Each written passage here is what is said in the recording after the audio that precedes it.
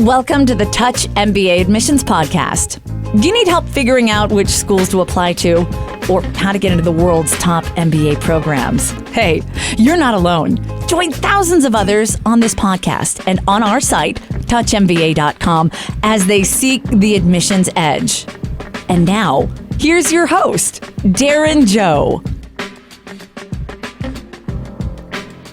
Hey guys, Darren here, and welcome to the Touch MBA podcast, where we interview admissions directors and students and alumni from the world's top-ranked business schools and pull back the curtain on the admissions process to help you figure out what makes each school different and how you can get in all these top schools. Just to let you know, we also offer free school selection help at touchmba.com. I know how intimidating it is to figure out which schools to apply to. So if you want to get some free feedback on your profile and get some expert school suggestions, go head over to our site at touchmba.com. I haven't published a podcast in a while, and frankly, it's because I've been hiring more people to join the team so that we can continue to work hard to get the word out about Touch MBA and what we do. But I just want to thank you so much for your encouragement. Every month we get a lot of profiles at our site, and I've been hearing from quite a few people. Maybe it's because we haven't published a podcast in a month or so, but telling us and telling me to keep going, keep publishing the podcast, and letting me know how much of an asset it's been for them and how much it's helped them with the application process. So thank you so much for the encouragement. It really keeps me going, and it'll keep our growing team going. And if the show has helped you in any way, please leave a review on iTunes or Stitcher or your favorite podcasting app. I'd appreciate a ton because those reviews help more people discover the show and discover our site. So I'd really appreciate any reviews you could give. This week, I wanted to do something different than our normal Q&A format. Geez, I can't believe it. Like more than 2 years ago, I published episode number 30, How to Improve Your Chances, 10 Tips from the Gatekeepers, where I kind of took clips from previous podcast episodes from 10 admissions directors and put them together to form sort of a greatest hits episode in terms of tips that they wanted to give candidates. And it was one of our most popular and shared episodes. So I wanted to do something similar this week, except I wanted to talk about essays because I think one of the biggest problems I've been hearing from applicants is what to do in the essays. Many schools are decreasing the number of essays they have in their application. So, for example, Harvard only requires one essay. And so, with less and less application real estate to tell your story, what should you do? What stories should you tell? And how should you tell those stories? So I thought I'd put together 4 different perspectives on the issue based on past guests we've had on the podcast. One from an admissions director perspective. So we'll get Bruce DelMonico's perspective. Bruce is the admissions director of the Yale School of Management, MBA. Then I wanted to get a consultant's perspective. So I'm going to share Paul Bodine's perspective. Paul wrote probably the most popular and well-known book on MBA essays. So it'd be great to get his thoughts. Then I want to share one of my best friend's thoughts, John Kaaiohelo, who's a writer and who got into Princeton as an undergraduate and Harvard as a graduate student. And then to kind of cap it all off and sum up what we've learned, I'm going to share my own reflections that I had after a late night essay positioning session I had with a client back in December. This client was applying to Harvard and needed help figuring out what to write about with his one essay. So I hope you enjoy this episode and really take from it the courage to be yourself, the faith to be yourself and to let your own voice and your real stories shine through in your MBA application. Finally, we have our first sponsor of the Touch MBA podcast. I'm really glad to have them on. This episode of Touch MBA is brought to you by Prodigy Finance, the leader in education loans for international postgraduate students. Visit prodigyfinance.com to learn more. That's PRODIGY finance.com. prodigyfinance.com. Again, really happy to have Prodigy Finance on as a sponsor. I know they're an innovator in the international student loan space, so definitely go check them out. And let's get straight to our episode.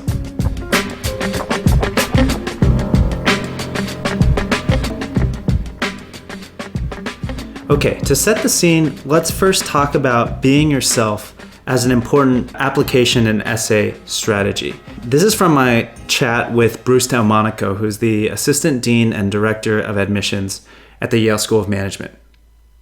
It's interesting. I read in one of your past interviews, in terms of the advice you gave to students with the essays, you said less is more, or perhaps simpler is better, in these cases. And I mean, this is kind of a philosophical question, but I think it's important to discuss on this podcast. There's this element of you want to show to the university that you're a good fit, that you have these fit qualities, but you also have to be yourself. I mean, so there's this balance, I feel, and it's hard for applicants to gauge this because they want to impress you, right? You're a great school, they want to get in, they want to impress you, but it's also just about being who you are, and oftentimes that's the most impressive aspect.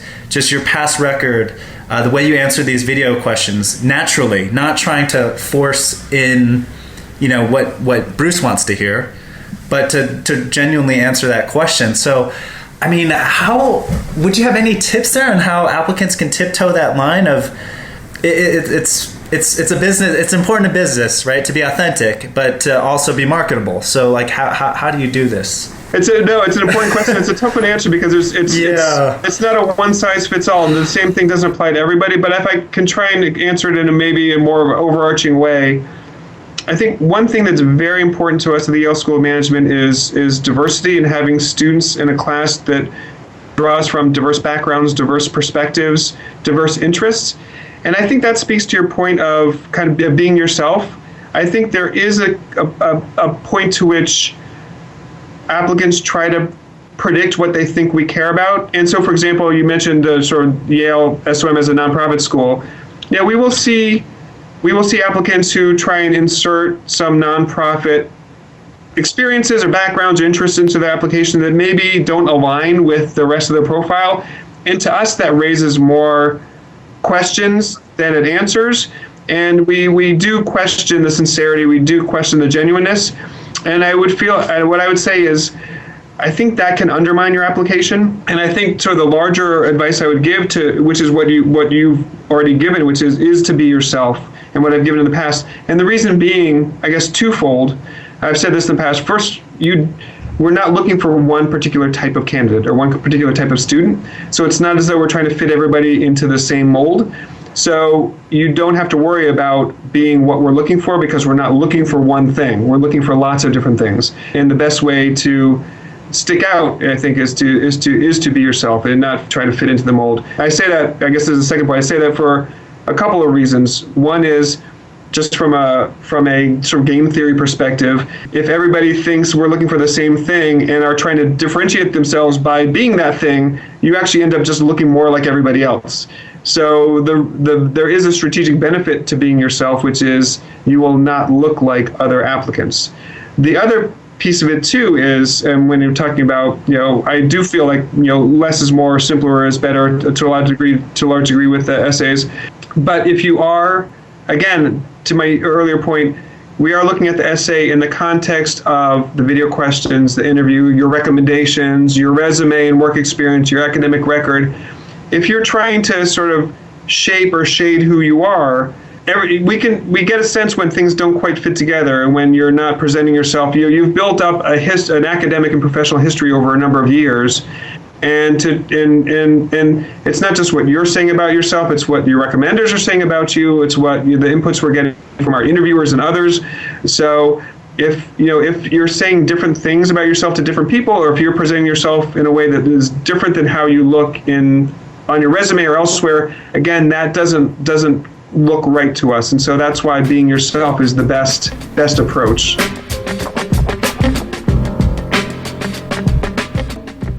So as we can see, Bruce really encourages applicants to be themselves, to be yourself. I know many other admissions directors that have been on the podcast have told me the same thing. I mean, this not only keeps your story consistent, but makes you really stand out as an applicant. Now, let's get Paul Bodine's thoughts on being yourself and the importance of authenticity in your essays. Paul has been doing MBA admissions consulting for nearly 2 decades, and he wrote Great Applications for Business School, which many consider, and I do too, one of the best books on MBA essays out there. What common mistakes do you see applicants making in presenting their real selves, their authentic selves? Or how could they better present a more authentic self? Maybe that's a better question to ask. Yeah.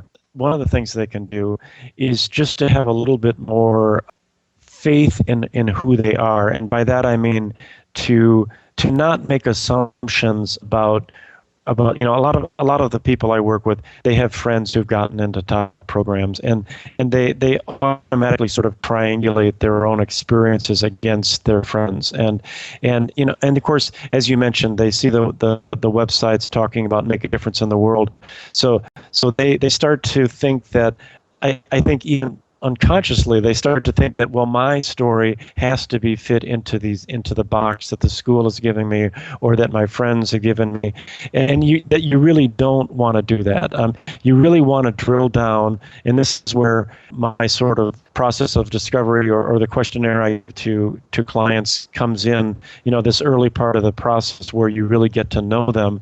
This is sort of identifying things that even sometimes the applicant doesn't think are interesting, or doesn't think it's something that belongs in a business school application, and saying, you should run with this because this is really pretty distinctive. I'd say, however you want to phrase that, having faith in themselves or drilling down a little bit more, or even just getting the perspective of someone like myself who's going to be able to tell you, I've worked with thousands of people, and believe me when I tell you that your hobby really is something that sets you apart. And I mean, there are sort of tactical things that we can do in the essay itself that are going to make you sound less generic, and this is sort of more on the level of editing. There are also things that people do in terms of their voice, the way they express themselves, that sort of tends to make a generic sort of response, and so that's another way in which I can help, is to say there's a more personal way of expressing. Yeah, and from the admissions perspective, I can definitely also say, after looking at hundreds or thousands of applications, it's what really grabs you when you're reading an application as an admissions officer is a sort of a pleasant novelty. I love that term. It's someone it's exactly what you said, being real and different, but it's someone where, yes, they're very strong professionally, they know what they want to do, they're strong academically and all that. But like you said, what's going to push that person to the next level is that level of authenticity and really feeling like the person on the page, and you've never come across someone like this, right? And that is what you're trying to get at. And I totally sympathize with applicants because they feel like they have to be supermen to get into these schools. And look at the stats. I mean, the stats are really intimidating. So your first instinct is just to list all your accomplishments and every incredible thing you've done. Well, that's great, but it doesn't, interestingly, you're not as memorable because it just sounds like, you're just throwing accomplishments at me. I don't feel like I really know who you are. And so, it's now that there's less essays, it sounds like a real key step in the application process is really finding those 1, 2, 3 stories that encapsulate, what you're all about, and do it in a compelling and a human and authentic way. I know it's easier said than done, but would you agree with that? Absolutely. No, I like your phrase, pleasant novelty. And I think, as you were speaking, I was thinking of there's one other way in which the applicant can connect, with the admissions person, and that's just simply letting their personality come through.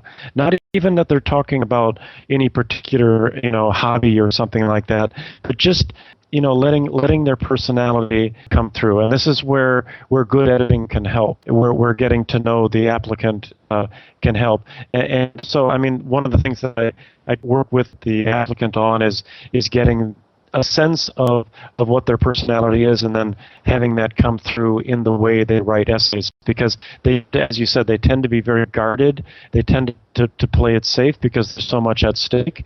And they see the samples of essays out there in the books, and they think, well, I have to sound like that. And as you said, pleasant novelty. They really need to just sort of relax into being themselves.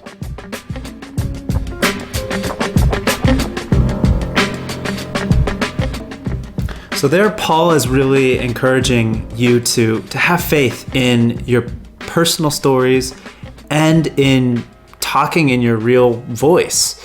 This is from someone who has been helping applicants like you get into the Harvards and the Stanfords and the Whartons for over nearly 2 decades. So definitely, I hope that encourages you guys to really be smart and be tactical about your application, but also go ahead and tell those stories and tell them in your real voice. I think another consultant who was on the show, Tyler Cormney, from MBA Prep School, he recommended that you actually give your essay or essays to someone who knows you well and ask them, does this sound like me?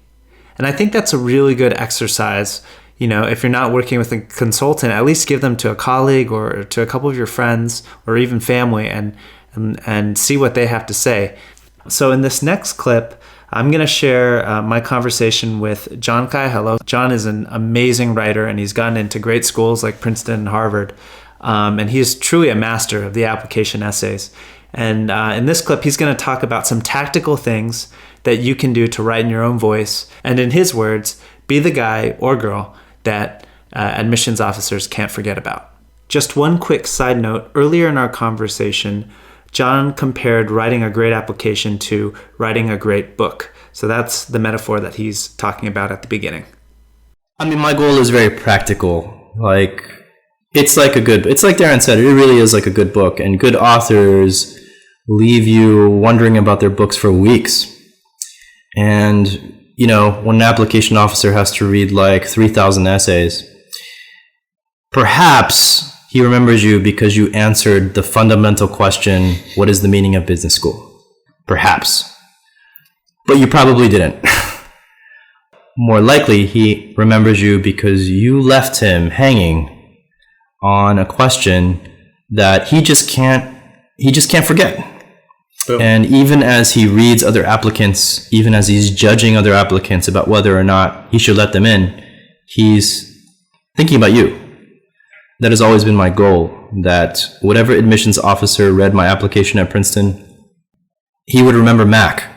He would remember my mashed potatoes. Same at Harvard.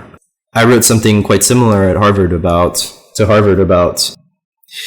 moment I realized that I really liked studying history, which was the moment that I spilled a Diet Coke on my history book and I ruined it. And I remember how distraught I felt. I wrote about that moment. Everything about that moment. The weather. The socks that I was wearing, I actually wrote about that too.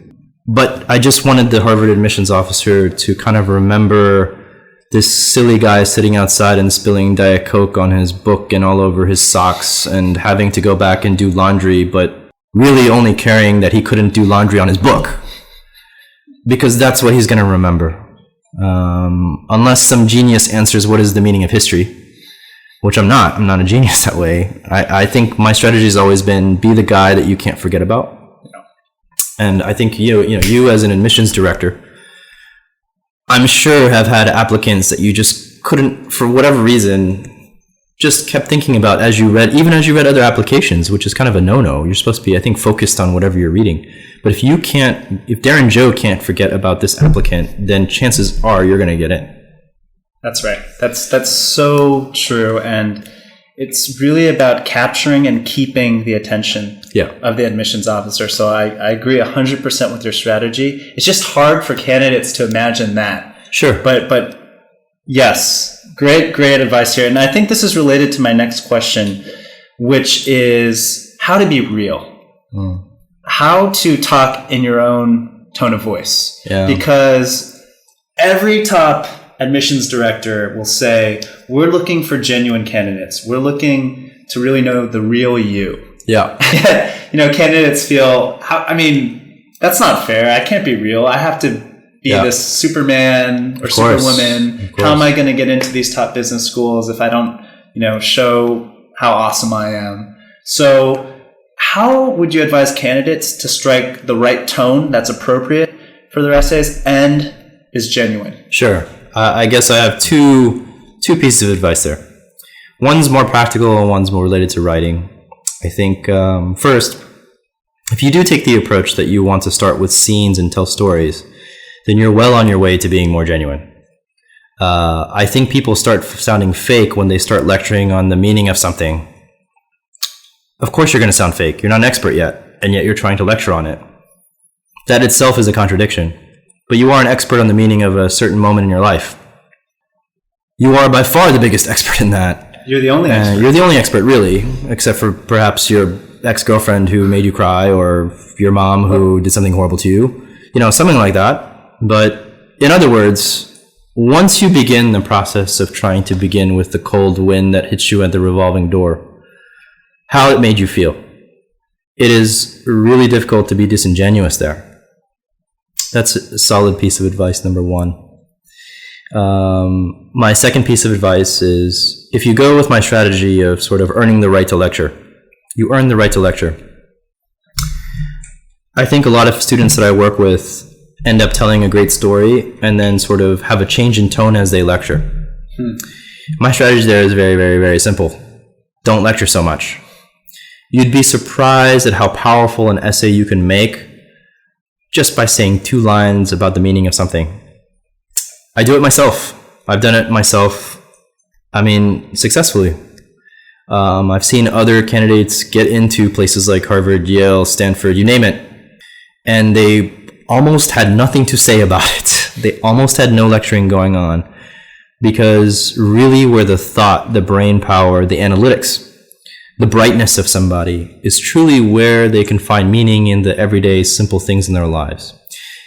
And that's great, because you know what? No school, business school included, even though I haven't been to business school, my experience tells me that no school really is the grand experience that it makes itself out to be. Of course, schools are flawed.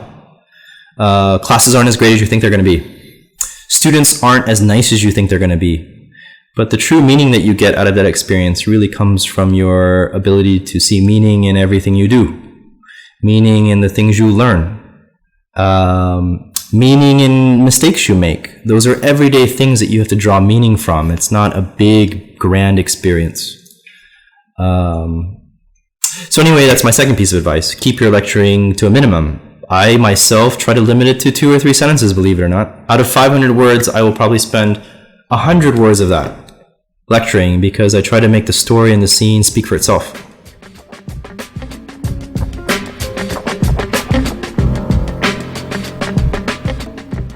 So that's really powerful stuff there from John. And as you can tell from all these interviews, they're just snippets of longer conversations. So if you do want to listen to the entire interviews, I'll post in the show notes links to all 3 of these podcasts. I personally think they're gold mines of advice for you. But, the important thing that John is talking about here is that being memorable is the most important part of your essay.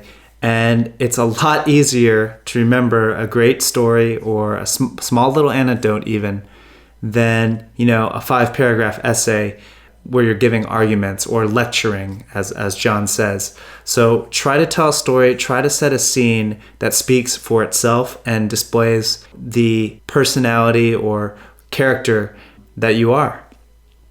I'm going to end this episode with a case study. And this was a very personal recording that I made after working, 2 hours with a client who needed help figuring out what to write for his one Harvard essay. And these were notes that I wanted to remember. So I recorded this. It was probably at like 2 a.m. in the morning. And I was really tired, so forgive me for the sleepy voice. But it turns out that, this candidate did get an interview with Harvard despite his, lower than average GMAT and GPA. So I think it does speak to, the importance of being yourself and being authentic in your essays. And Harvard notoriously has cut down on the number of essays in recent years. And this year, they only require one essay, which is, it's the first day of class at HBS. You are in an Aldrich Hall meeting with your section. This is the group of 90 classmates who will become your close companions in the first year MBA classroom. Our signature case method, participant-based learning model ensures that you'll get to know each other very well. The bonds you collectively create through this shared experience will be lasting. Introduce yourself. So that's quite a tough prompt. You only have one question to convey, what you want to convey in your application. And it was a really interesting session because, this client was very strong across the board, solid academically, solid GMAT score, not above Harvard's averages, but within range.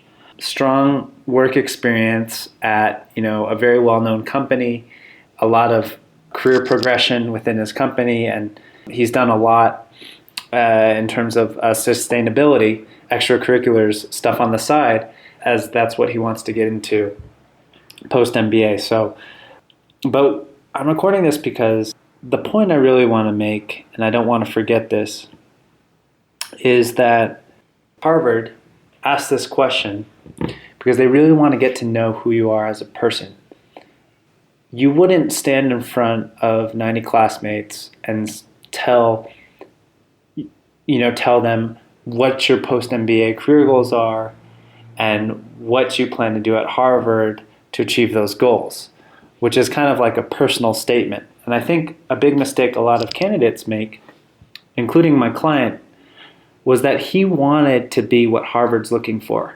So Harvard's looking for, academic aptitude, they're looking for a habit of leadership, and they're looking for community involvement. They spell out those three traits in their website.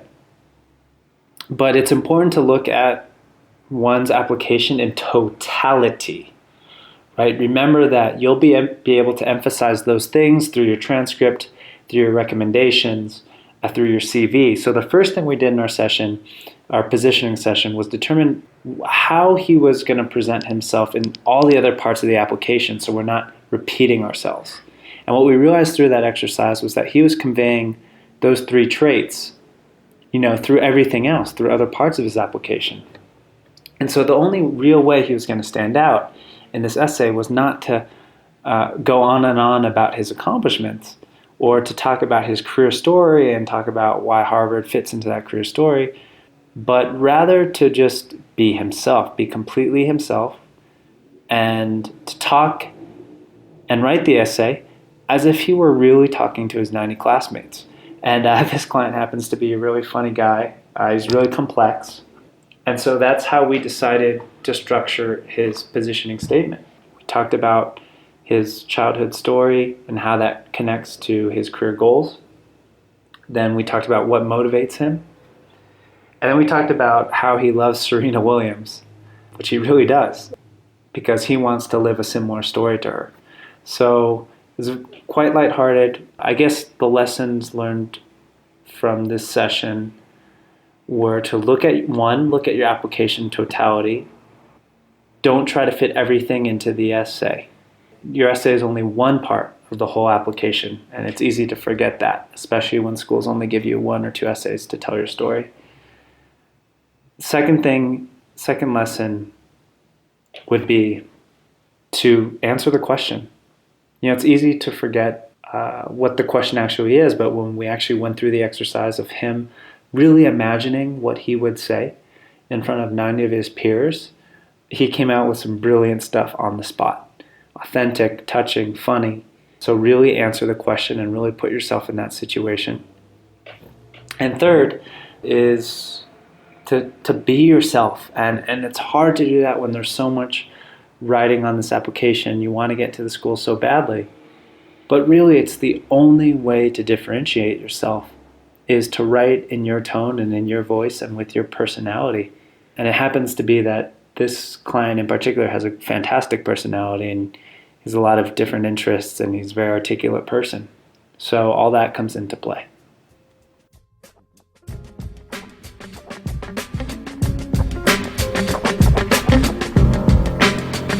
Just a note on this client.